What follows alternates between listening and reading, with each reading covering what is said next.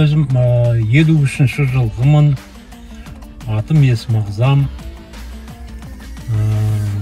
Россияда туылып өстім. Қазақстанда уже 42 жылмын. Lexus машинам джип болған. Ол машинені сатып жеріп. Енді осы машине ұнап жүрген маған. Сосын заказ беріп, осы фондқа барып жолықтым. Условиялары жақсы екен. Сосын ақша құйып 50% осы фонд қосты.